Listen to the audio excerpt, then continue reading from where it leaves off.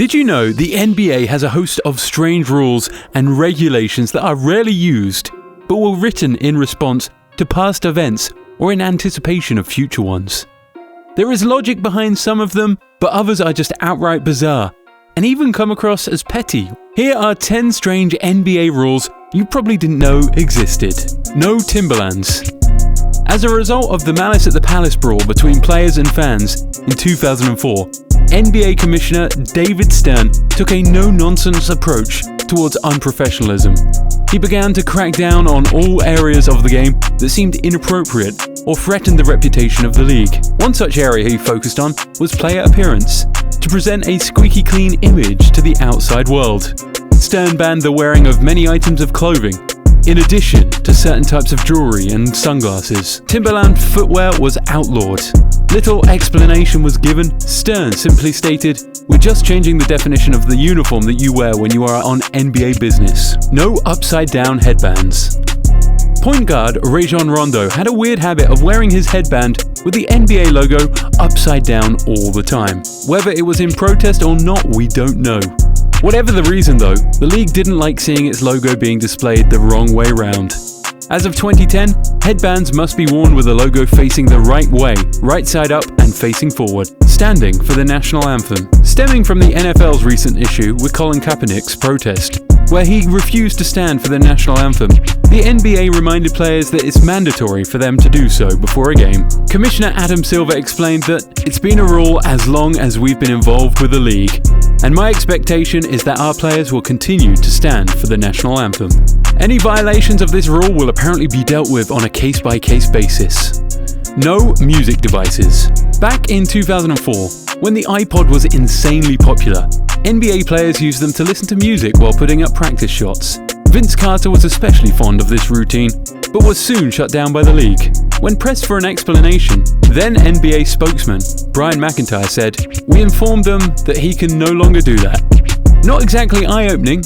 If we had to guess, the league probably didn't like the fact that Carter and others appeared to be ignoring the media, fans, and the pre-game spectacle by drowning out the noise. During the 20-minute pre-game warm-ups, players can no longer listen to their music via headphones, earbuds, iPods, or boombox.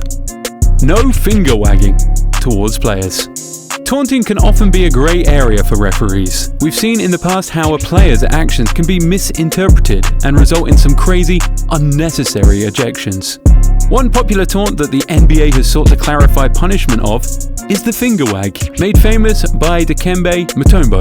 He would often wave his digit at a player after blocking their shot attempt in a no fashion. However, since this had the effect of riling up opponents, the NBA now assesses a player with an unsportsmanlike technical foul if he makes the gesture towards an opposition player. It is deemed acceptable if they do it towards the crowd or nobody in particular though. Taking too long for free throws. If you've ever played against someone who has some drawn-out free throw ritual and takes forever to put up a shot, you know just how frustrating that can be. Luckily, the league does too. Players now have a maximum of 10 seconds from receiving the ball at the free throw line to make their shot attempt. Modern pros rarely exceed this time limit, but both Dwight Howard and Giannis Antetokounmpo are among players who have been penalised for it and forced to forfeit their free throw attempt. Jump ball mix-up. Once in a blue moon, a player goes for a jump ball, and upon grabbing it, they start attacking the wrong end of the court. In the confusion, it's possible that both teams can forget which direction they are supposed to be heading in. When this happens, the referee has 24 seconds of game time to stop and correct it. If even the referees get confused, however, and realise the mistake after 24 seconds, the game should continue as if the correct sides were chosen. Rule 2, Section 6 of the NBA rulebook states, the teams will continue to shoot for that basket for the remainder of that half. Teams will then shoot at the opposite basket in the second half or overtime if there is still basketball left to be played. Choosing ends. Another little known rule is that the away team always decides which half of the court they will attack first. This decision usually happens in a conversation between coaches and referees during the pre-game shoot-around. There is some strategy involved, as coaches can either elect to attack the end close to their bench at the start of the game or end of the game. Disaster draft. When 10 players for the LA Lakers almost perished while flying through a heavy snowstorm in the 1960s, the NBA put a rule in place known as the disaster draft. It stated that if a tragic accident were to happen, in which 5 or more players from a team died, an emergency draft would be held, involving teams throughout the league. The affected team would be able to complete their roster by drafting players from other organizations. They would only be able to pick 1 player per team, and those teams could protect 5 of their own players, deeming them to be off limits. Luckily, the pilot for the Lakers in the 60s was able to land in the middle of a cornfield and avoid a complete disaster. However, with recent events and the passing of Kobe, we are reminded that the disaster draft could one day happen, but we hope it never has to.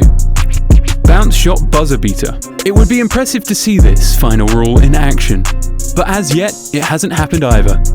If a player puts up a shot just before the buzzer and it somehow ends up falling way short, makes contact with the court, the basket may or may not be counted. If the buzzer goes off before the ball hits the ground, that should be considered a dead ball, and no bucket is scored. If the ball bounces on the ground before the buzzer, however, the basket does count, and the player can smugly claim that he just made one of the craziest shots of all time. Fingers crossed we get to see this one someday. What do you think is the strangest rule in the NBA? Let us know your thoughts in the comments. If you enjoyed the video, please remember to leave a like and subscribe to our channel for loads more NBA content. As always, thanks for watching, and we'll see you again soon.